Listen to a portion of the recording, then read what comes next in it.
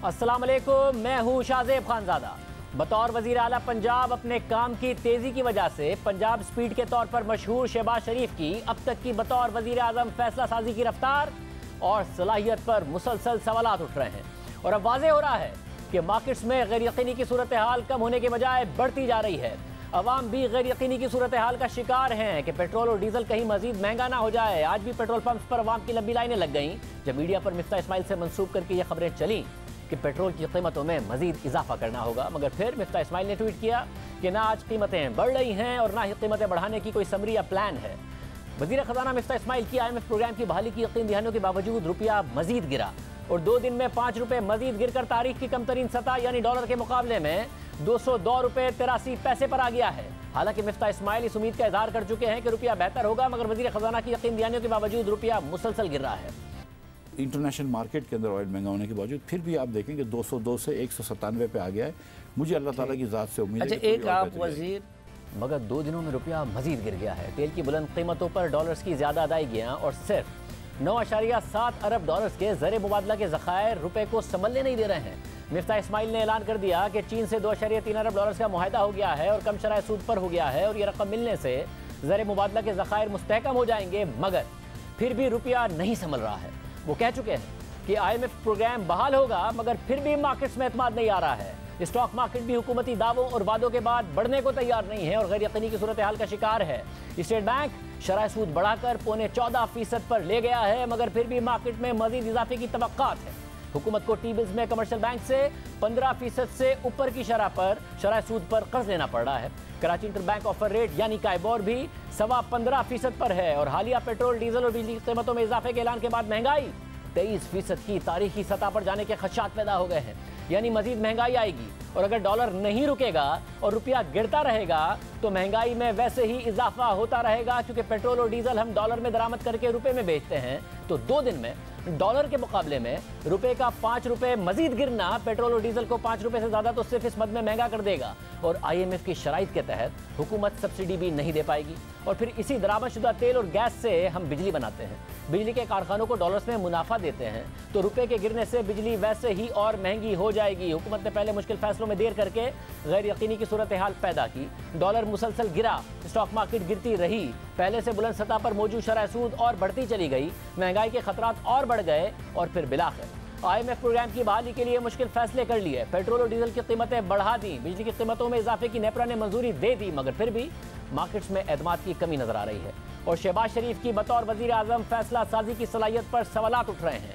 उन्होंने वजीर आजम बनकर 1 मई से लोड शेडिंग खत्म करने का ऐलान कर दिया था। फिर 10 मई को वजीर तवानाई खुर्रम दस्तगीर ने दावा कर दिया था कि वादे के मुताबिक लोड शेडिंग खत्म कर दी है।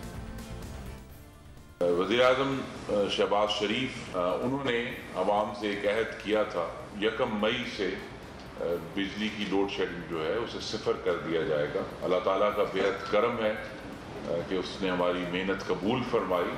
1 मई से आज के दिन 10 मई है, मुल्क में लोड शेडिंग सिफर है।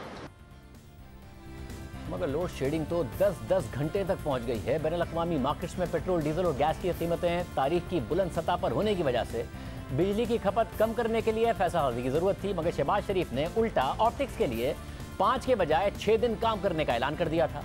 हफ्ते की सरकारी छुट्टी खत्म कर दी थी। हमने मुसलसल प्रोग्राम में बात उठाई कि यह फैसला दुरुस्त नहीं है। पाकिस्तान को बैरूनी खसारा कम करने के लिए बिजली और पेट्रोल की खपत बढ़ाने की नहीं बल्कि कम करने की जरूरत है। खुद शहबाज शरीफ की काबीना के अक्सर अराकीन भी इससे मुत्तफिक नहीं थे, मगर शहबाज शरीफ किसी की भी मानने को तैयार नहीं थे। और अब 56 दिन की हुकूमत के बाद उन्हें एहसास हुआ है कि यह फैसला दुरुस्त नहीं था और उन्होंने हफ्ते की छुट्टी बहाल करने का ऐलान कर दिया है। और दिलचस्प बात यह है कि वजीर इत्तलात मरियम औरंगजेब ने इस फैसले को भी बचत के तौर पर पेश किया। हालांकि खर्चा तो बढ़ा ही शहबाज शरीफ के गलत फैसले की वजह से था। इस वक्त जिस बहरान से हम गुजर रहे हैं उस पर काबू पाने के लिए काबीना ने सैटरडे की छुट्टी को बहाल कर दिया है और उसका खाली उस एक दिन का जो इम्पैक्ट है 386 मिलियन डॉलर्स बनता है सालाना। 77 अरब रुपए का इम्पैक्ट जो है वो इम्पोर्ट बिल के ऊपर असर होगा। जो फ्राइडे है उसको वर्क फ्रॉम होम की तजवीज़ आई है, लेकिन इस पे प्राइम मिनिस्टर ने एक कमेटी तश्कील दी है कि अगर उसका क्या मैकेनिज़्म होगा वर्क फ्रॉम होम का, ताकि एफिशिएंसी पे फ़र्क ना पड़े। बार बार की नाकामी के बाद आज हुकूमत ने दोबारा लोड शेडिंग कम करने का ऐलान किया है। हुकूमत के मुताबिक 15 जून तक लोड शेडिंग 3.5 घंटे हो जाएगी, क्योंकि सिस्टम में 600 मेगावाट बिजली आ जाएगी। 29 जून तक मजीद 1040 मेगावाट बिजली सिस्टम में शामिल हो जाएगी, जिससे बिजली की लोड शेडिंग 2.5 घंटे रह जाएगी। और 30 जून से मजीद 600 मेगावाट बिजली सिस्टम में शामिल होगी और लोड शेडिंग 2 घंटे पर आ जाएगी। हुकूमत तवक्को कर रही है कि कोयले से चलने वाले प्लांट्स के लिए ईंधन का इंतजाम हो जाएगा, फिर डैम्स में पानी की सतह बढ़ने से हाइडल पावर जनरेशन में इजाफा हो जाएगा। मगर आज भी हुकूमत ईंधन बचाने यानी महंगी दरामदात कम करके ज़र मुबादला बचाने की कोई हिकमत अमली बनाने में नाकाम नजर आ रही है। मार्केट्स जल्द बंद करने के हवाले से मुसलसल कहा जा रहा है ताकि दिन की रोशनी में काम हो और रात में बिजली की बचत हो, मगर हुकूमत यह फैसला आज भी नहीं कर पाई। अब कल नेशनल इकनॉमिक काउंसिल का इजलास तलब कर लिया गया है, जिसमें सूबाई वज़राए आला भी शरीक होंगे। फिर ताजिरों और बिजनेस कम्युनिटी से मुशावरत होगी और यही तवक्को है कि ताजिर हमेशा की तरह इस फैसले की मुखालफत करेंगे। और हुकूमत ने फैसला कर भी लिया तो अमल दरामद में मुश्किलात आएंगी कि कैसे मार्केट्स को जल्दी बंद कराया जाए। मगर अभी तक तो हुकूमत ने फैसला करने का भी फैसला नहीं किया है, तो अमल दरामद कैसे होगा? शहबाज शरीफ ने हुकूमत में आकर काम करने के दिन हफ्ते में 5 से बढ़ाकर 6 दिन कर दिए थे और अब वापस 5 दिन कर दिए और 4 दिन करने की तजवीज़ है। मगर ये कैसे करना है? वर्क फ्रॉम होम कैसे मुमकिन है? इससे मुतालिक भी प्राइवेट सेक्टर और खुद हुकूमती दफातर में अमल दरामद के हवाले से हुकूमत की तैयारी नज़र नहीं आ रही है। हुकूमत जो इकदाम कर पाई है वो नुमाइशी तो ज़रूर है, मगर उससे बड़ी बचत नहीं हो पाएगी। हुकूमती मुलाजमीन का पेट्रोल का अलाउंस 33% से कम करने जैसे इकदाम से हुकूमत खजाने पर बोझ कम नहीं कर पाएगी। या हुकूमत के पास कोई प्लान है या मुल्क ऐसे ही चलाना है? पूरी सूरत हाल पर बात करने के लिए हमारे साथ मौजूद हैं जो इस सारी फैसला साजी में खुद भी शामिल हैं, साबिक वज़ीर आज़म शाहिद खान अब्बासी साहब। भाई साहब बहुत शुक्रिया मशो में ज्वाइन करने के लिए। भाई साहब जाहिर है आपने कोई वजारत तो नहीं ली, मगर जितने भी मामलात हैं इसमें ज़ाती तौर पर आप भी इन्वॉल्व हैं। ये जो क्राइसिस है सब क्या तैयारी के साथ नहीं आई थी नून लीग, या फिर अचानक जो मामलात हैं वो समझ में नहीं आ रहे हैं शहबाज शरीफ साहब को? कभी वो आते हैं तो 5 की जगह 6 दिन का कह देते हैं कि काम होगा, फिर आज फैसला करते हैं कि नहीं जी ये तो सुपर साइकिल है और बहुत महंगी है ईंधन, तो 5 दिन ही काम होगा, और 4 दिन के ऊपर गौर कर रहे हैं कि 4 दिन हो सकता है नहीं हो सकता, वर्क फ्रॉम होम हो सकता है नहीं हो सकता। पहले उन्होंने कह दिया पहले मई से लोड शेडिंग 0 हो जाएगी, फिर अब कह रहे हैं कि जी 30 जून तक 2 घंटे रह जाएगी। क्या तैयारी नहीं थी शहबाज शरीफ साहब की, या अचानक क्या हो गया है? नहीं, तैयारी तो हालात जब आप हुकूमत में आते हैं तो सही हालात का इल्म तो वहीं पे होता है, और हालात जो कम से कम एज अपोजिशन हमारी नॉलेज में थे, हालात उससे बहुत ख़राब थे, क्योंकि ना कोई फ़ैसले हुए, ना कोई बंदोबस्त हुआ, ना कोई काम किया गया। ये 4 साल तो मुकम्मल तौर पे ज़ाया किए गए इस मुल्क के। तो उन हालात को अब उसके मुताबिक अपने आप को एडजस्ट करना पड़ता है। शहबाज शरीफ साहब आए, उन्होंने फ़ैसला किया कि भाई हम ज़्यादा काम करेंगे और 6 दिन काम हुआ करेगा। बहरहाल अब ये महसूस है कि चूँकि ना कोयले के ऑर्डर दिए गए थे, ना LNG के ऑर्डर दिए गए थे, ना तेल का बंदोबस्त किया गया था, तो जो मुल्क में जनरेशन कैपेसिटी है वो चल ही नहीं सकती थी। अब हमने वो बंदोबस्त किए हैं। आज हम 21,000 के करीब जनरेट कर रहे हैं। 15 तारीख को इसमें तकरीबन 22 के करीब हो जाएगा, और फिर इंशाल्लाह 29 जो है उसमें 25 के करीब ये जनरेशन चली जाएगी, तो 24.5-25 में चली जाएगी। तो वहाँ इंशाल्लाह लोड शेडिंग 2 घंटे से इंशाल्लाह कम हुआ करेगी। तो हर चीज़ को मैनेज करना पड़ता है, हालात के मुताबिक एडजस्ट करना पड़ता है। मगर भाई साहब आप जो तैयारी आप लोगों ने की थी वो ये थी कि जी पावर प्लांट्स तो हम लगा के गए थे, वो मौजूद हैं, कैपेसिटी पेमेंट का सिर्फ मसला है, हम कंजम्पशन बढ़ा देंगे, उससे जनरेशन बढ़ा देंगे, मसला हल हो जाएगा। मगर आप जब आए तो कमोडिटी सुपर साइकिल था जिसमें कंजम्पशन नहीं बढ़ानी थी बल्कि कंजर्व करना था। उसमें भी लग रहा है कि आज 5 दिन का तो कर दिया, मगर दूसरी तैयारी नहीं है, होमवर्क ही नहीं किया हुआ कि जी अगर 4 दिन करेंगे तो कैसे करेंगे, मार्केट जल्दी बंद करनी है तो ना ताजिरों से बात की, ना किसी को कॉन्फिडेंस में लिया है, कोविड की तरह कैसे इंप्लीमेंट कर पाएंगे। कुछ ऐसा लगता है होमवर्क किया ही नहीं है, या हो नहीं रहा है, या फिर शहबाज शरीफ साहब की पंजाब स्पीड मरकज में आके स्लो हो गई है बहुत। नहीं, देखिए ये सारे मामलात काबीना में डिस्कस होते हैं, इत्तेहादी काबीना का हिस्सा हैं, सब बातें वहाँ पर डिस्कस होती हैं। जो कंजर्वेशन से काम सिर्फ नहीं चलता, कंजर्वेशन तो आप एक कोशिश करते हैं कि मेरे जो भी मैं लोड शेडिंग बचा कर आवाम की को रिलीफ दे सकूं। असल हकीकत यह है कि कमोडिटी सुपर साइकिल है, इसमें कोई शुबा नहीं है। तेल, LNG, कोयला, हर चीज़ महंगी तरीन तारीखी सतह पर है, लेकिन उसके बावजूद इन मामलात को मैनेज करना पड़ता है। और ये जो 4 साल झूठ बोला गया कि मुल्क में बिजली ज़्यादा लग गई है, आपने भी सुना होगा।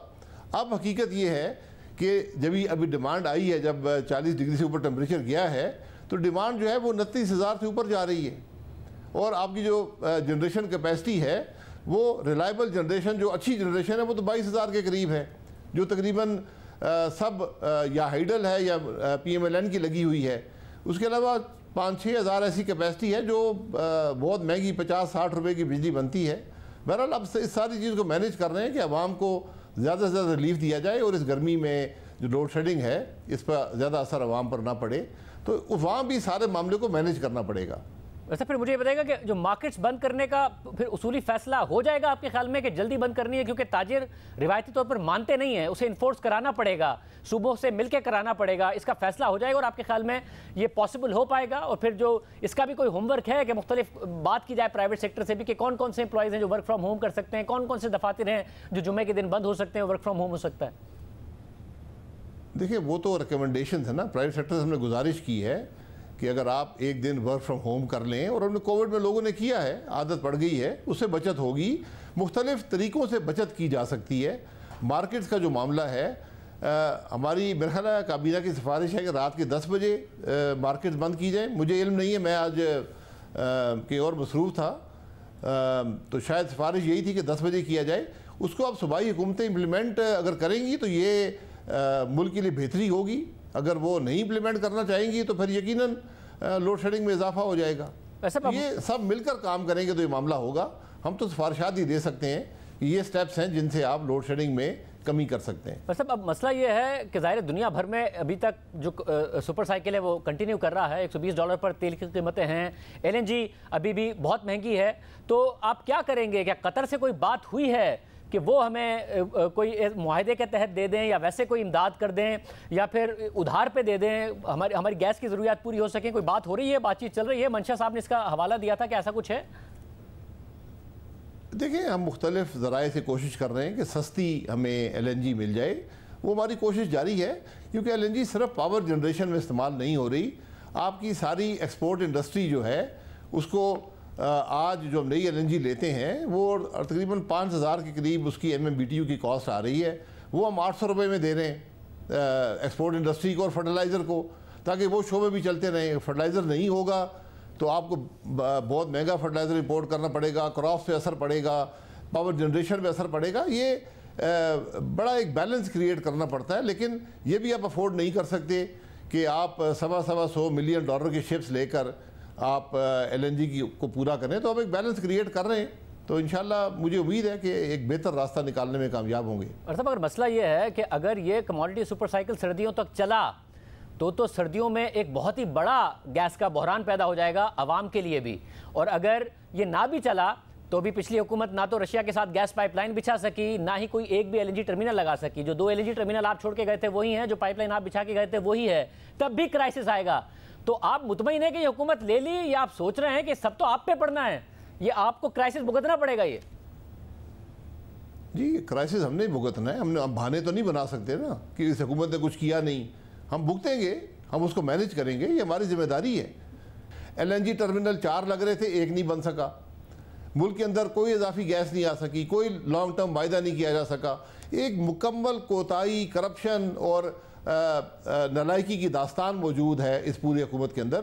हमें अब उस मामलात को मैनेज करना पड़ेगा और मुल्क के मुफाद को अपने सियासी मुफाद से तरजीह देनी पड़ेगी। ये बड़ी सीधी सी बात है। मुश्किल फैसले हैं, मुश्किल हालात हैं, उनका चैलेंज का मुकाबला करेंगे और इंशाल्लाह इसके कुछ हल भी निकालेंगे। वैसे अगर मैं नॉर्थ साउथ गैस पाइपलाइन की बात कर रहा था कि जिस पर काम शुरू नहीं हो सका है, तो हमारे पास ना तो पाइपलाइन है इजाफी, ना ही हमारे पास LNG टर्मिनल है इजाफी। तो मैं ये पूछ रहा हूँ कि अक्टूबर नवंबर में आप इस बात को तरजीह देंगे कि इलेक्शन कमीशन भी तैयार होगा, तो बेहतर है कि एक और गैस का क्राइसिस आए जिसका भी जिम्मेदार आपको करार दिया जाए, उससे पहले इलेक्शन में जाया जाए। और फिर क्योंकि अभी आपके पास पैसे भी नहीं है कि आप पाइपलाइन पर काम शुरू करा सकें, टर्मिनल पर प्राइवेट सेक्टर के जरिए फौरी तौर पर काम शुरू हो या प्राइवेटाइजेशन के जैसे मुश्किल फैसले कर सकें, कोई रिफॉर्म्स नहीं हो पाएंगे अगले 1 साल में, तो बेहतर नहीं होगा अक्टूबर नवंबर में आप इलेक्शन में चले जाएं? इस पर नहीं सोच रहे हैं आप? शाहजेब साहब, आज मुल्क के मसाइल का हल इलेक्शन में नहीं है।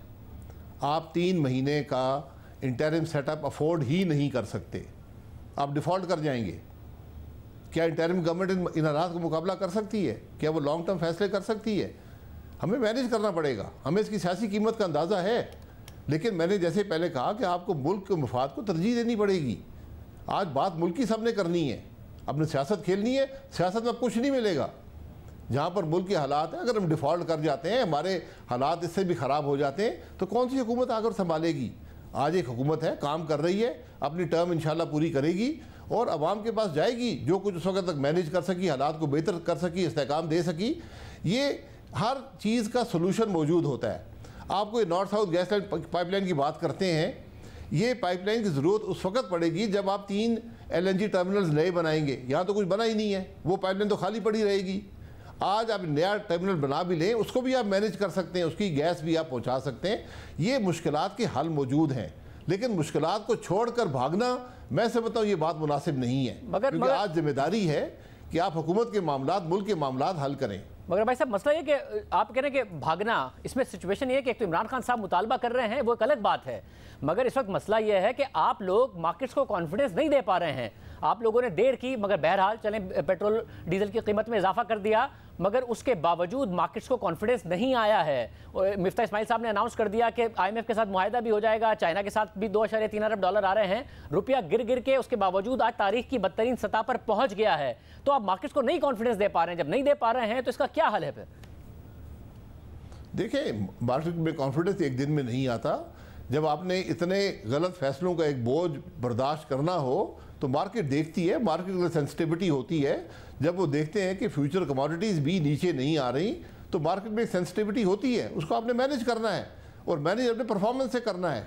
तो आज हम पे ये लाजिम है कि हम परफॉर्म करें, डिलीवर करें, मामलात को हल करते हुए नज़र आएँ, और यही हमारी कोशिश है। ये बतदरीज स्टेप्स होते हैं, ये एक स्टेप से नहीं होता, एक रात में कोई मौजूदा नहीं होगा। लेकिन आप जब पूरी लगन से काम करेंगे और मार्केट को नजर आएगा तो मार्केट रिस्पॉन्ड करती है। वैसे मगर मसला ये है कि फिर वजीर आजम का फोकस भी ये होना कि मैंने मुश्किल फैसले करने हैं, तेजी से करने हैं और अवाम ही के ऊपर रिलाय करना है। वो तो लगता है कि एक तो उनसे मुश्किल फैसले नहीं हो रहे हैं, उनकी पंजाब स्पीड पता नहीं कहाँ खो गई है, और वो फैसले इस किस्म के करते हैं कि जो सिविल ब्यूरोक्रेसी है उसकी जो वेटिंग है वो ISI करेगी, कि वो वही देख रहे हैं कि भाई आप मुझसे मुतमईन रहना ताकि मुझे इख्तिदार से ना निकलना पड़े। अवाम के फैसले उनसे हो नहीं रहे हैं। नहीं, देखिए, फैसले जितने पेट्रोल का जो बुनियादी फैसला था जिससे मुल्क की मईशत को तबाह कर रही थी, जो मामला IMF को यहाँ से मजबूर कर रहा था कि वो प्रोग्राम को छोड़ के चले जाएं, जिसके असरात आप मुझसे बेहतर जानते हैं कि मुल्क पर क्या पड़ते, वो फैसले हो गए। अब मज़ीद फैसले भी हो जाएंगे। हम 4 साल की कोताहियाँ एक दिन में आप दुरुस्त नहीं कर सकते। ये आपने जो बात की है कि ISI वेट करेगी अफसरों को, ये एक टूल है, आप इस टूल से इत्तफाक करें, ये कोई मैंडेटरी नहीं है। आप उनसे राय ले सकते हैं, माजी में भी राय ली जाती रही है, वो राय शायद अनऑफिशियली अब वो फॉर्मली ली जाएगी, लेकिन वो बाइंडिंग नहीं होती। आप उसको एज अ टूल इस्तेमाल कर सकते हैं, उससे आप डिसएग्री भी कर सकते हैं कि नहीं, ये टूल इस्तेमाल नहीं होना चाहिए। शहबाज शरीफ साहब समझते हैं कि होना चाहिए, वज़ीर-ए-आज़म वही हैं, वही बेहतर जानते हैं। तो ये डिस्कशन उनको दे दें कि वो कैसे मैनेज करते हैं मुल्क के मामलात को, और रिजल्ट्स को देखें। भाई साहब, आप भी वज़ीर आज़म रहे हैं ना, उससे पहले भी वज़ीर आज़म रहे हैं। अगर कोई वज़ीर आज़म आया है जिसको ये ज़रूरत महसूस हुई है कि उसने इसका बाकायदा नोटिफिकेशन इशू करके खुश करना है मुक़्तदर हल्कों को, तो वो शहबाज शरीफ साहब हैं। तो फिर उनका फोकस है क्या, वहाँ खुश करना है या फिर आवाम के लिए डिलीवर करना है? क्या फोकस क्या है उनका? नहीं, मेरा ख्याल है ना इसमें कोई खुशी है ना कोई नाराज़गी है, इसमें एक टूल है। इससे मेरा नहीं ख्याल कि कोई इसकी डिमांड थी या कोई, उन्होंने प्राइम मिनिस्टर वो हैं, उन्होंने ज़रूरी समझा कि जहाँ पर हम हैं तो अफसरों, जो सीनियर अफसरान हैं, उनकी वेटिंग जो है वो एक इंडिपेंडेंट इदारा करके उनको एक मज़ीद रिपोर्ट दे दें जिसको वो इस्तेमाल कर सकें अपने फैसलों में। तो इसको आप क्रिटिसाइज कर सकते हैं, ये हम सबको हक है। मैं भी शायद इस फैसले से एग्री ना करता हूँ, लेकिन ये फैसला उनकी राइट है, ये उनका प्रेरोगेटिव है। मतलब इस इंडिपेंडेंट इदारे की वेटिंग के बाद ब्यूरोक्रेसी इंडिपेंडेंट रह पाएगी आपके ख्याल में? इंडिपेंडेंट फैसले कर पाएगी, उस पर दबाव नहीं आएगा एडिशनल? नहीं, मेरा नहीं ख्याल। अगर आप इसको ऑब्जेक्टिवली देखें कि ये सिर्फ एक टूल है जो वज़ीर-ए-आज़म इस्तेमाल करेगा देखने के लिए। वो और भी आपके पास IB की रिपोर्ट्स भी आती हैं, आपके पास स्पेशल ब्रांच की रिपोर्ट्स भी होती हैं, आपके पास उनकी परफॉर्मेंस रिपोर्ट्स भी होती हैं। इन सब को देखकर आप फैसला करते हैं प्रमोशन का और इन सब चीज़ों का। वैसे अगर मैं ऑब्जेक्टिवली, शहबाज शरीफ साहब इस मामले में हमेशा बड़े ऑब्जेक्टिव रहे हैं। मैं आपको बता सकता हूँ कि पंजाब में भी जब भी प्रमोशन का मामला है काफ़ी ऑब्जेक्टिविटी उन्होंने हमेशा दिखाई है। मतलब अगर ऐसा होता तो आप ये थोड़ी कहते कि शायद मैं भी इससे एग्री ना करता हूँ, आप कहते हैं मैं भी एग्री करता हूँ, मैं भी वज़ीर आज़म होता तो यही करता। नहीं, मैं देखिए, हर आदमी का अपना तरीका है ना। मैंने कहा कि मैंने शायद एग्री ना करता हूँ इस वेटिंग से, लेकिन शहबाज शरीफ साहब प्राइम मिनिस्टर वो हैं, ये टूल्स उन्होंने इस्तेमाल करने हैं। उन्होंने इस बात को बेहतर समझा कि ये रिपोर्ट भी मुझे सामने मिले तो मैं शायद बेहतर फैसला कर सकूँ। इसमें कोई नाराज़गी या किसी को फेवर देने का अमल नहीं है, ये मेरा ख्याल है गलत तासुर कायम हो रहा है। बहुत शुक्रिया। साबिक वज़ीर-ए-आज़म शाहिद खान अब्बासी साहब हमारे साथ मौजूद थे। मईशत पर इस वक्त सियासत हो रही है और किस तरीके से मईशत को और मुल्क को नुकसान पहुँचा रही है, सारे हक़ाइक़ हम आपके सामने रखेंगे एक ब्रेक के बाद।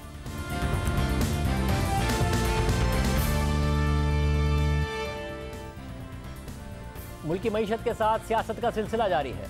इस वक्त $9.5 अरब के ज़खायर के साथ मुल्क नाजुक सूरत हाल पर खड़ा है। डिफ़ॉल्ट का खतरा है। करेंसी आज भी गिरी है और तारीख की बंद तरीन सतह यानी $202.83 पर पहुंच गई है। ओपन मार्केट में डॉलर $204 से ऊपर चला गया है, मगर मईशत पर सियासत हो रही है। कुछ अर्सा पहले तक नून लीग IMF के डिक्टेशन ना लेने की दावेदार थी, अब इमरान खान दावेदार है। मगर हुकूमत में आने से पहले इमरान खान IMF प्रोग्राम के मुखालिफ थे, फिर हुकूमत में आने के बाद IMF प्रोग्राम के हक में हो गए, अब हुकूमत जाने के बाद फिर मुखालिफ हो गए हैं। हुकूमत में आने से पहले नून लीग IMF प्रोग्राम के खिलाफ थी, अब हक में हो गई है। देखिए, कुछ माह पहले तक हम नून लीग से कहते रहे कि IMF प्रोग्राम ज़रूरी है, बैनुल-अक़वामी मार्केट में कीमतें बढ़ें तो पाकिस्तान में बढ़ाना ज़रूरी है, बिजली की कीमतें बढ़ाने के अलावा चारा क्या है। मगर नून लीग मानने को तैयार नहीं थी और कहती थी कि हम कम करके दिखाएंगे। शहबाज शरीफ साहब ने कहा है कि मिनी बजट नहीं पास होने देंगे, इत्यादि से भी बात करेंगे और आपकी गालिबन आज ही मुलाकात हुई है शहबाज शरीफ साहब से। आपने बताया नहीं उन्हें कि सर अगर आप मिनी बजट नहीं पास होने देंगे और आप इस हुकूमत को गिराने की भी बात कर रहे हैं, कल को हमारी हुकूमत आ गई, IMF का प्रोग्राम नहीं बहाल हुआ तो मुल्क वैसे ही फारिग हो जाएगा, तो हमसे भी नहीं चलेगा। मिनी बजट के अंदर आप ये कह रहे हैं कि हम स्टेट बैंक को बेसिकली IMF के हवाले कर देंगे और मिनी बजट, शौकत तरीन साहब ने खुद कहा था मिनी बजट नहीं आएगा। मिनी बजट के अंदर आप 350 अरब रुपए के नए टैक्सेस लगा रहे हैं।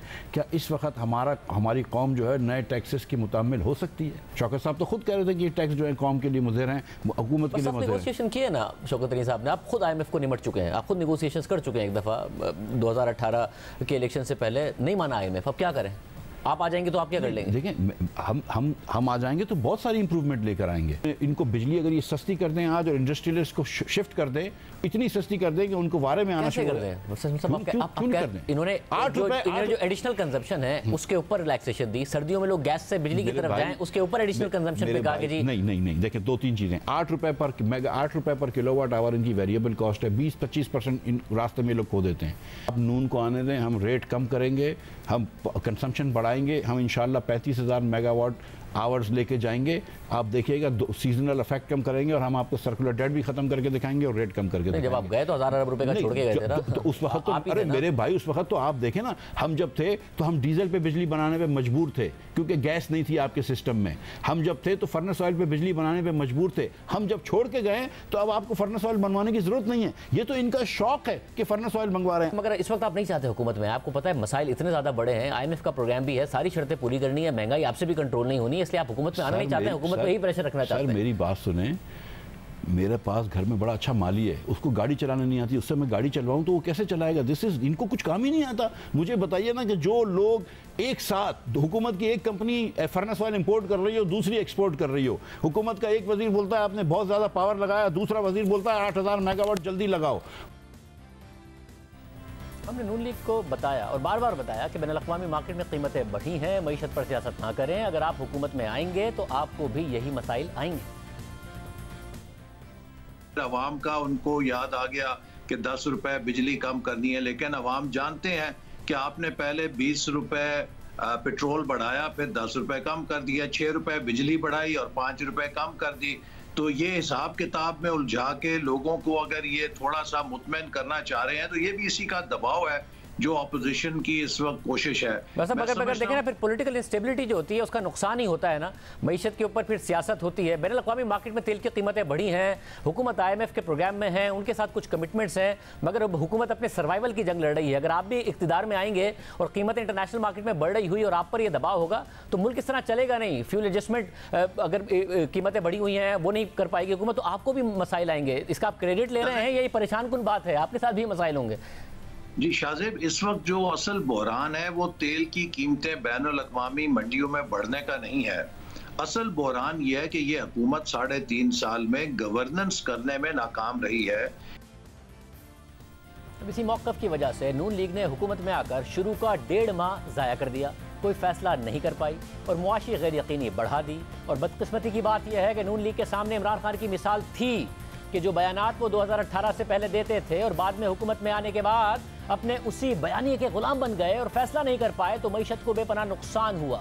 मगर नून लीग ने फिर भी गलतियां दोहराई। देखिए 2018 के इलेक्शन जीतने से पहले इमरान खान IMF प्रोग्राम के हवाले से क्या कहा करते थे। हमने कभी ना अमेरिका ना IMF किसी से भिखारियों की तरह कर्जे नहीं लेने। ये कभी उम्मीद ना रखना अगर इमरान खान का आपका प्राइम मिनिस्टर हो तो भागा फिरे दुनिया में पैसे मांगते हुए मैं खुदकुशी कर दूंगा बिना पैसे मांग। इमरान खान मर जाएगा, कभी पैसे नहीं मांगेगा। ये जो कर्जे लेते जा रहे हैं और हमारे हाथ बांधते जा रहे हैं कर्जों की वजह से, क्योंकि कोई कुछ करने की जरूरत नहीं है।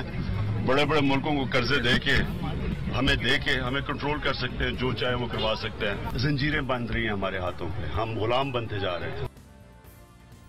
और फिर हुकूमत में आने के बाद भी तहरीक इंसाफ की हुकूमत पर तनकीद होती रही कि IMF के प्रोग्राम में जाने में देर की जा रही है, मगर उस वक्त के वजीर खजाना दिफा करते रहे।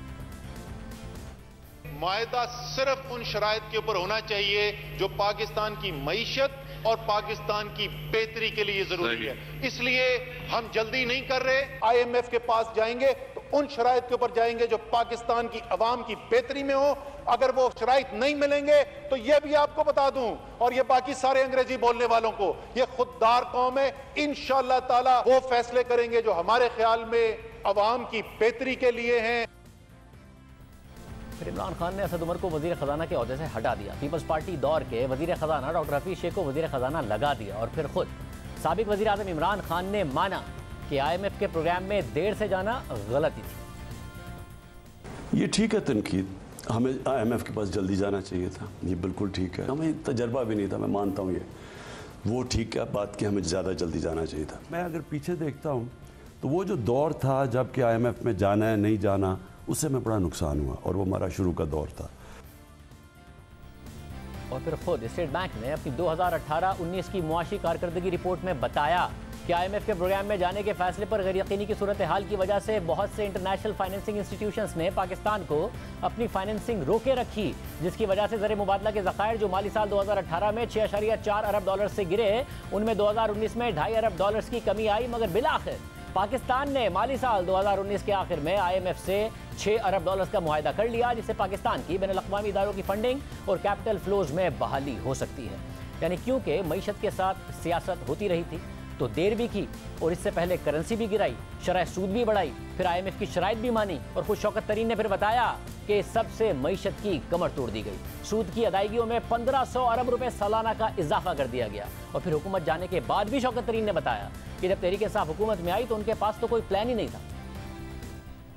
सबसे बड़ी नाकामी जो हमारी है, जो हमारी जो प्लानिंग थी, जब आए थे हमारे पास कोई प्लान ही नहीं था। इकोनॉमिक प्लान बनाते बनाते हमारे पास टाइम लगा, उससे हमने हमारे रिटार्डेशन हुई है। दूसरी एक मैं बड़ी नाकामी समझता हूँ ये स्टेट ओन एंटरप्राइजेज है, कुछ भी नहीं किया। आपने जो इंटरेस्ट रेट बढ़ा दिए और आपने उसकी रीप्रोफाइलिंग जो की इतनी एग्रेसिवली, और वो भी IMF ने कहा आपको, तो आपने उनसे भी बढ़ के ज़्यादा कर दी। उसने कुछ 15 से 1600 अरब रुपए का एडिशनल इंटरेस्ट आपके ऊपर बोझ डाल दिया एनुअली। उसने आपकी कमर तोड़ दी आपकी ये जो इंटरेस्ट रेट्स की, और वो अब आपको भुगतना पड़ेगा अगले 4, 5, 6 साल में। और अब आज तहरीक इंसाफ पेट्रोल की कीमत में इजाफे पर एतराज कर रही है। इमरान खान कह रहे हैं कि हमने IMF का डिक्टेशन नहीं लिया था। IMF ने हमें भी कहा कि कीमतें बढ़ाओ, हमने IMF के सामने खड़े हुए, हमने कीमतें नहीं बढ़ाई, हमने रोका। मगर फरवरी में अदम एतमाद का खतरा वाज़े नजर आने से पहले तहरीक इंसाफ इन कीमतों में इजाफे का दिफा कर रही थी, IMF की शराइत को मान रही थी और इजाफे का कह रही थी। मगर 28 फरवरी को अचानक अदम एतमाद का खतरा देखकर कीमत कम कर दी। देखिए कैसे फरवरी तक दिफा किया गया। इस वक्त हालात हैं, उसमें जाहिर है कि इसके अलावा क्या चारा होगा कि आप पेट्रोल की कीमत जो है वो बढ़ाएंगे। कि यूक्रेन के और यूरोप में और जो टेंशन बनी हुई है अमेरिका में, उसकी वजह से इंटरनेशनल प्राइस है तेल की वो शूट अप हो गई है। अब उसमें हम कितनी देर जो है वो रोक सकते हैं। हमारे यहाँ तो बिलियंस ऑफ रुपीज़ हमारे पास तो है नहीं जो कि हम जो है रोज़ाना इसमें दे सकें, तो जाहिर है कीमतें बढ़ेंगी। कि इस तरीके से हम नहीं कर सकते कि ये पेट्रोलियम प्राइसेस आर्टिफिशियली लो रखें। अगर वो बढ़ रही हैं तो हमें वो पास ऑन करनी पड़ेंगी। इस दफ़ा हम थोड़ा सा हमने पॉपुलिस्ट डिसीजन ज़रूर लिया, लेकिन ये ज़्यादा देर चलेगा नहीं, तो ये हमारे पे प्रेशर आएगा। तो अभी तो हमारे पास गुंजाइश ही नहीं रहेगी ना कि अगर इसको ना करना पास ऑन, तो वो हमें अब करना पड़ेगा। ये तहरीक अदम एतमाद से चंद दिन पहले हो रहा था और इससे पहले भी दिफा किया गया। मैं आज आपको कह रहा हूं कि हमें पेट्रोल बढ़ाना पड़ेगा, क्योंकि हम अगर पेट्रोल नहीं बढ़ाते तो हमारा खसारा बढ़ता जा रहा है और खसारा आगे बोझ पड़ा हुआ है हमारे कर्जों के ऊपर जिनका सूद देना पड़ता है। तो हमें थोड़ा पेट्रोल की कीमत बढ़ानी पड़ेगी। अब कुछ चीज़ें बैनुल-अक़वामी होती हैं, इन आलमी मंडियों से ताल्लुक़ रखती हैं, उसमें हुकूमत पाकिस्तान अगर पहले ही टैक्स फॉर एग्ज़ाम्पल PDL 0 कर चुकी है तो अब मज़ीद उसको कम करने की गुंजाइश रही नहीं है। इसलिए हमें कुछ हिस्सा इस आलमी मंडी में जो तेल की कीमत बढ़ी है लोगों पर पास ऑन करना पड़ा है। जब बैनुल-अक़वामी मार्केट में तेल की कीमतें 80 से $90 फी बैरल थीं तो तहरीक इंसाफ बैनुल-अक़वामी मार्केट में कीमतों में इजाफे की मिसालें देती थी, मगर अब जबकि बैनुल-अक़वामी मार्केट में तेल की कीमतें बहुत बढ़कर $120 पर पहुंच गई हैं तो तहरीक इंसाफ एतराज़ कर रही है। हालांकि खुद तहरीक इंसाफ के किए गए IMF के मुआहदे के तहत हुकूमत ने पेट्रोल और डीजल पर कोई सब्सिडी देनी ही नहीं थी, यानी ना सिर्फ बैनुल-अक़वामी मार्केट में कीमतों में इजाफे पर लोकल कीमतों में इजाफा करना था, बल्कि मुआहदे के मुताबिक इजाफी टैक्स भी पेट्रोलियम डेवलपमेंट लेवी की मद में 30 रुपये फी लीटर का लगाएंगे। ये मुआहदे में भी लिखा है, जैसा कि आपके सामने स्क्रीन पर मौजूद है, और शौकत तरीन साहब ने माना भी था और कहा था कि IMF का रवैया बहुत सख्त था। इन्होंने इससे पहले भी बताया था कि IMF का डिक्टेशन कैसे मानना पड़ा। कई चीज़ें तो मजबूरी में हमें करनी पड़ रही हैं। देखो जी, at the end of the day अगर हम उठा के ये जो लगा रहे हैं ये पेट्रोलियम लेवी, तो ये तो इसलिए लगा रहे हैं कि वो हमें कह रहे हैं। तो आपका ख्याल है ये पेट्रोलियम लेवी करने देता? बिल्कुल ना करने देता, लेकिन मजबूरी है। उन्होंने कहा कि आपने बजट किया था 600 अरब और अभी आपने कुछ भी नहीं इकट्ठा किया, तो अभी तो कुछ ना कुछ तो करें ना, 300 तो करें। तो ये है, एक तो IMF का वैसे रवैया हमारे पास सख्त, जियो पोलिटिकल आपको सिचुएशन का पता है क्या हुआ है और अफगानिस्तान के बाद क्या हुआ। दूसरी चीज़ ये है कि हम लोगों ने पिछले ये मार्च में पैसे ले चुके हैं इनसे, कई चीज़ें कह के कि ये हम करेंगे। अब हमारे पास तो कोई डॉलर की छापने की मशीन तो है ही नहीं, तो जाना पड़ा। जब जाना पड़ा अगर, तो उन्होंने कहा कि भाईजान अगर आप लोग आए हैं तो फिर आप 1, 2, 3 चीज़ें करें। आप अपने जो डिस्काउंट रेट बढ़ाएं, आप करेंसी को ज़्यादा डिवैल्यू करें और जो टैरिफ वगैरह है वो बढ़ाएं। फ्रंट लोड कर दिया। उन्होंने कहा पैसे नहीं देंगे जब तक आप ये नहीं करेंगे। मगर आज इमरान खान कह रहे हैं कि हमने IMF का डिक्टेशन नहीं माना था, IMF को मना लिया था। हालांकि जब उन्होंने 28 फरवरी को IMF से किए गए वादों की खिलाफ वर्जी की और पेट्रोल और डीजल की कीमतें भी कम कर दी और एक और एमनेस्टी स्कीम भी दे दी, तो फिर तहरीक इंसाफ ही की हुकूमत IMF को अगली किस्त देने पर मनाने में नाकाम हो गई थी। 24 मार्च को जब इमरान खान ही की हुकूमत थी तो डॉन अखबार में खलीद कियानी की खबर छपी, जिसके मुताबिक हुकूमत IMF को एमनेस्टी स्कीम पर मनाने में नाकाम हो गई है और IMF ने हुकूमत की तरफ से पेट्रोल और बिजली पर दिए गए पैकेज के माली असरात और पैसों के इंतजामात पर शुकूक का इजहार कर दिया है। खबर के मुताबिक मुज़ाकरात से पहले IMF ने खुद भी अपनी तहकीकात की हुई थी, जिसके मुताबिक पेट्रोल और बिजली की कीमतों में कमी का माली बोझ हुकूमती दावे से बहुत ज्यादा होगा। खबर के मुताबिक IMF के साथ मुज़ाकरात को 14 मार्च को खत्म हो जाना था, मगर इख्तिलाफात खत्म ना होने की वजह से तारीख को आगे बढ़ा दिया गया है। 3 बातों पर इख्तिलाफात हैं, जिसमें हुकूमत की टैक्स एमनेस्टी स्कीम और पेट्रोल और बिजली पर अनटारगेटेड सब्सिडी देना है। और फिर IMF ने किस्त जारी नहीं की। मुल्क की सियासी और मुआशी अदम इस्तेहकाम का मुल्क शिकार हो गया। फिर नई हुकूमत आई और मिफ्ता इस्माइल बतौर वजीर खजाना IMF से मुज़ाकरात के लिए अमरीका गए। उसके बाद IMF ने अपने एलामिये में लिखा कि अनफंडेड सब्सिडीज़ को ख़त्म करने पर इत्तफाक हुआ था, क्योंकि इन सब्सिडीज़ की वजह से IMF का 7वां रिव्यू सुथरवी का शिकार हो गया था। जो आपके सामने स्क्रीन पर यह एलामिया मौजूद है। यानी खुद IMF के मुताबिक ना तो IMF माना था, ना उसने पैसे देने की हामी भरी थी, और ना ही इमरान खान ने हुकूमत जाने के डर से जो कीमतें कम की हैं उसके पैसे हुकूमत के पास थे। मगर इसके अलावा आज इमरान खान का दावा है कि जब भारतीय हुकूमत ने तेल की कीमतों में कमी की, उससे कुछ दिन बाद पाकिस्तानी हुकूमत ने इजाफा कर दिया। मगर भारतीय हुकूमत ने तो 3 नवंबर 2021 को भी पेट्रोल और डीजल की कीमतों में कमी की थी और उन कीमतों को 4 माह के लिए फ्रीज कर दिया था। मगर उसके 2 दिन बाद यानी 5 नवंबर 2021 को इमरान खान हुकूमत ने पाकिस्तान में पेट्रोल और डीजल की कीमतों में इजाफा कर दिया था। और आपने देखा कि वजह उन्होंने बैनुल-अक़वामी मार्केट में कीमतों में इजाफा ही बताई थी। मैं आज आपको कह रहा हूं कि हमें पेट्रोल बढ़ाना पड़ेगा, क्योंकि हम अगर पेट्रोल नहीं बढ़ाते तो हमारा खसारा बढ़ता जा रहा है और खसारा आगे बोझ पड़ा हुआ है हमारे कर्जों के ऊपर जिनका सूद देना पड़ता है, तो हमें थोड़ा पेट्रोल की कीमत बढ़ानी पड़ेगी।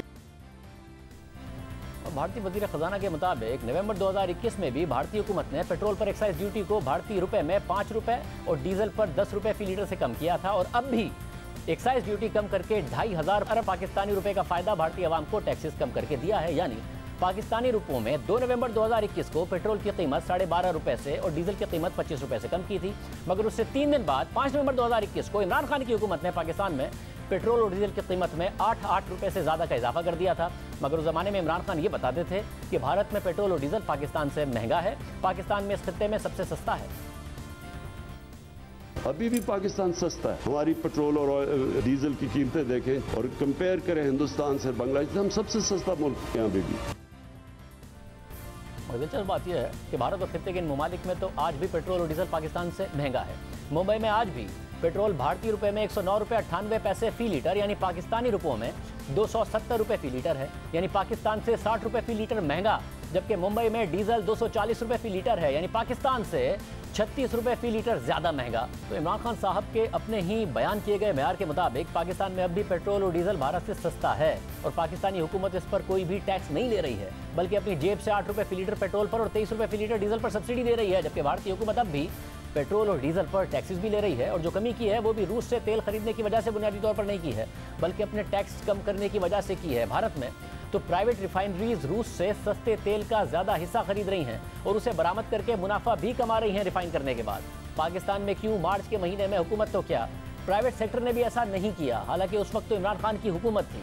भारत ने रूस से मार्च में भी 30 लाख बैरल तेल खरीदा था, मगर उस वक्त भी इमरान खान हुकूमत ने रूस से तेल नहीं खरीदा था। और आज इमरान खान कह रहे हैं कि वो अमेरिका का डिक्टेशन लेने को तैयार नहीं थे, मगर पौने 4 साल में तो इमरान खान नून लीग के दौर में रूस से किए गए पाइपलाइन के माहदे पर अमल दरामद भी नहीं कर पाए और खुद हम्माद अजहर ने बताया कि कंपनी ही ब्लैक लिस्टेड थी। ये कहते हैं ना कि जी रशिया की पाइपलाइन बड़ी लेट हो गई। नून लीग ने जब कॉन्ट्रैक्ट किया था ना रशियंस के साथ, तो इन्होंने एक कंपनी प्रपोज की थी, वो कंपनी ब्लैक लिस्टेड थी और अगर हम उस कंपनी के साथ काम करते तो हमें ये ख़तरा था कि हाँ पाकिस्तान के ऊपर भी सैंक्शंस लग सकती थी। तो हमने रशियन अथॉरिटी से रिक्वेस्ट की कि आप उस कंपनी को बदलें।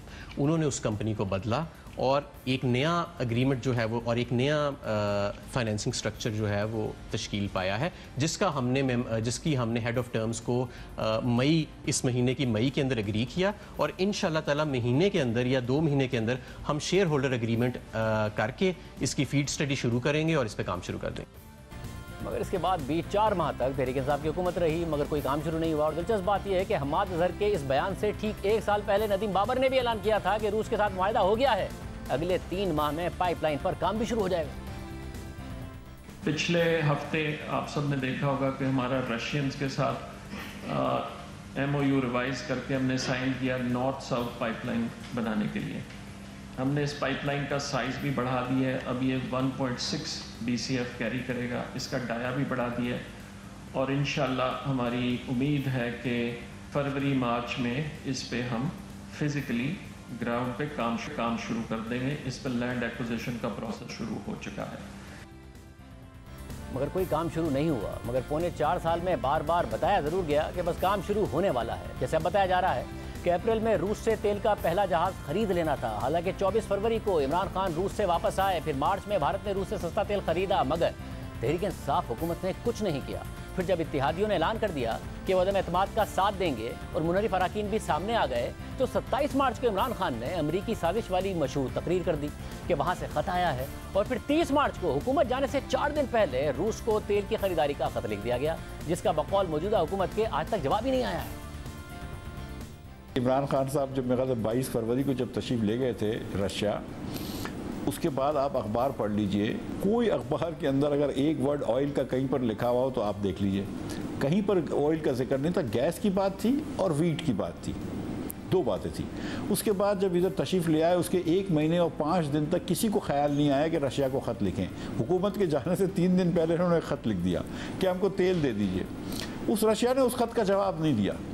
उसके बाद हमने सिफारतकार को भेजा कि भाई जाके पूछो कि उसका इनका कोई इंटरेस्ट है। तो उन्होंने कहा बड़ा पोलाइटली कि यार वो जो 2015 में आपसे मुआहिदा किया था गैस का, आपने तो उसकी भी बात नहीं करी, उस पर भी अमल दरामद नहीं करा, तो अब आप क्या बात कर रहे हैं। वो जो बेचने वाला इंटरेस्टेड नहीं हो तो हम क्या कर सकते हैं।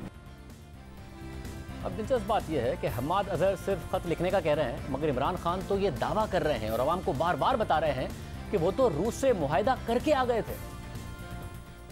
तो हमने रूस के साथ 30% कम तेल लेने का मुआहिदा किया था, वो इन्होंने खत्म किया। हमने रूस से जब 30% कम पे तेल की डील कर ली थी, इन्होंने आते साथ ही वो कैंसिल कर दी और इनकी जरूरत ही नहीं है, क्योंकि ये तो अमेरिका के वही नौकर आ गए ना। अब तो वो मुआहिदा कहाँ है, किसने दस्तखत किए, रूस क्यों जवाब नहीं दे रहा है? ऐसी कोई खबर ही कहाँ है कि 30% सस्ता तेल खरीदने का मुआहिदा इमरान खान कर चुके थे? ये बात इमरान खान के रूस के दौरे के बाद के एलामिया में क्यों नहीं लिखी हुई है? इस मुआहिदे का हम्माद अजहर के 30 मार्च को रूस को भेजे गए खत में जिक्र क्यों नहीं है? उस खत में तो पाकिस्तान की तरफ से एक लॉन्ग टर्म LNG मुआहिदे और रियायती निर्खों पर तेल खरीदने की ख्वाहिश का इजहार किया गया है और रूस से दरख्वास्त की गई है कि पाकिस्तान के प्रपोजल पर मुज़ाकरात के लिए मुतल्लिका इदारों को रूसी हुकूमत हिदायत दे ताकि हम LNG और पेट्रोलियम प्रोडक्ट्स खरीदने के लिए मुआहिदे कर सकें और उन्हें अगले महीने में हतमी शक्ल दे सकें। यानी कोई मुआहिदा नहीं है, बल्कि मुआहिदा करने के लिए मुज़ाकरात की दरख्वास्त है। कोई 30% सस्ते तेल का जिक्र नहीं है, कोई रूस की 30% सस्ते तेल की ऑफर का जिक्र तक नहीं है। मगर इमरान खान बार बार कौम को बता रहे हैं कि मुआहिदा हो गया था। अगर इस तरह मुल्क की मईशत और खारजा पॉलिसी को अपने सियासी मफाद के लिए दांव पर लगाया जाएगा तो मुल्क वहीं खड़ा होगा जहां आज खड़ा है। हमने इस पर बात करने के लिए हम्माद अजहर साहब को भी दावत दी, मगर उन्होंने जवाब नहीं दिया है। एक और इल्ज़ाम इमरान खान ने यह लगाया है कि उनके खिलाफ अदम एतमाद आने के बाद ज़र मुबादला के ज़खायर गिर गए हैं। हालांकि इमरान खान ने ज़र मुबादला के ज़खायर 10.8 अरब डॉलर्स पर छोड़े थे, मगर वो इसकी जिम्मेदारी भी मार्च से अदम एतमाद की तहरीक पर डाल रहे हैं। इस हकीकत का भी जायजा लेते हैं। ये बात वाज़ेह हो कि स्टेट बैंक ने पूरे माली साल के लिए 8 से 9 अरब डॉलर्स का करंट अकाउंट खसारे का टारगेट रखा था, मगर सिर्फ 9 माह में करंट अकाउंट खसारा टारगेट से 5 अरब डॉलर ज्यादा यानी 13 अरब डॉलर से ऊपर रहा। यानी मुल्क से डॉलर्स बाहर ज्यादा गए। कर्जों की अदायगी इसके अलावा है। तहरीक इंसाफ की हुकूमत आई तो 95 अरब डॉलर्स का बैरूनी कर्जा था और फिर 130 अरब डॉलर से ऊपर बैरूनी कर्जा तहरीक इंसाफ ने छोड़ा। यानी इस हुकूमत पर कर्जों की अदायगी का बोझ तहरीक इंसाफ की हुकूमत से ज्यादा होगा। गुज़िश्ता बरस अगस्त में मुल्क के स्टेट बैंक के पास ज़र मुबादला के ज़खायर 20 अरब डॉलर्स थे, जो गुज़िश्ता बरस नवंबर में ही कम होकर 15.9 अरब डॉलर्स रह गए थे। यानी पिछले साल ही ज़र मुबादला के ज़खायर गिरना शुरू हो गए थे। फिर दिसंबर में सऊदी अरब से 3 अरब डॉलर्स आए तो ज़खायर में इजाफा हुआ और 3 दिसंबर को ज़खायर तकरीबन 19 अरब डॉलर्स हो गए। मगर दिसंबर के आखिर में इन ज़खायर में मजीद 1.4 अरब डॉलर्स की कमी हो गई और ये सिर्फ 17.6 अरब डॉलर्स रह गए। फिर जनवरी के महीने में ज़खायर में मजीद 1 अरब डॉलर्स की कमी आई और ये ज़खायर 16.6 अरब डॉलर्स रह गए। ये तमाम डेटा स्टेट बैंक की वेबसाइट पर मौजूद है। और फिर पाकिस्तान को इंटरनेशनल सकूक बॉन्ड्स के जरिए 1 अरब डॉलर्स मजीद मिले और IMF से भी 1 अरब डॉलर्स मिले, मगर फरवरी में ज़खायर मजीद कम होकर 16.3 अरब डॉलर्स रह गए। यानी सऊदी अरब से लिए गए 3 अरब डॉलर्स, सकूक से लिए गए 1 अरब डॉलर्स और आधी IMF की किस्त के पैसे भी खत्म हो चुके थे। और ये सब कुछ 8 मार्च को अदम एतमाद आने से पहले हो चुका था। और फिर मार्च में ज़खायर में मजीद कमी आई और ये 11.4 अरब डॉलर्स रह गए। और फिर जब इमरान खान की हुकूमत गई तो सिर्फ 10.8 अरब डॉलर्स के ज़खायर पाकिस्तान के पास मौजूद थे, जो अब मजीद कम होकर 9.7 अरब डॉलर्स रह गए हैं। यानी सऊदी अरब, IMF, इंटरनेशनल बॉन्ड्स के जरिए आने वाले अरबों डॉलर्स के करंट अकाउंट खसारे और अदायगियों की वजह से वो निकल गए और इमरान खान इसकी जिम्मेदारी भी अदम एतमाद पर डाल रहे हैं। हालांकि उनके वज़ीर आज़म होते हुए ही जब स्टेट बैंक ने 7 अप्रैल को मॉनेटरी पॉलिसी का ऐलान किया था तो लिखा था कि ज़र मुबादला के ज़खायर में कमी की वजह कर्जों की अदायगी और माइनिंग प्रोजेक्ट की मद में सेटलमेंट की रकम की अदायगी है। और नवंबर 2021 की मॉनेटरी पॉलिसी में ही स्टेट बैंक ने बता दिया था कि करंट अकाउंट खसारे और महंगाई के खतरात बढ़ गए हैं। और स्टेट बैंक ने नवंबर में भी अपनी रिपोर्ट में लिखा कि रुपए की कदर में गिरावट करंट अकाउंट खसारे की वजह से है।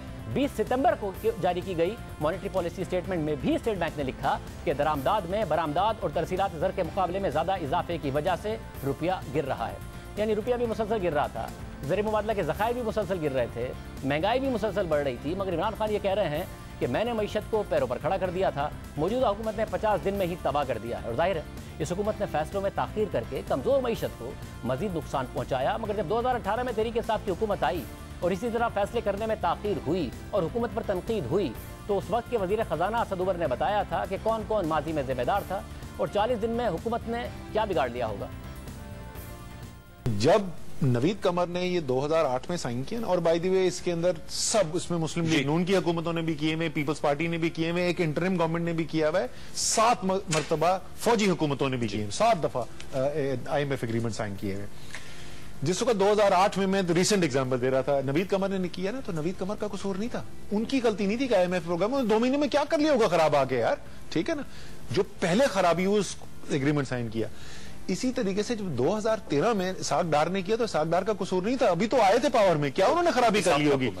जो पीपल्स पार्टी, नवीद कमर का उधर कसूर नहीं था, लेकिन नवीद कमर और उनके बाद जो दूसरे उनके हुकूमती जो साथी थे उनका कसूर था, जिसको इसाक डार ने पूरा किया।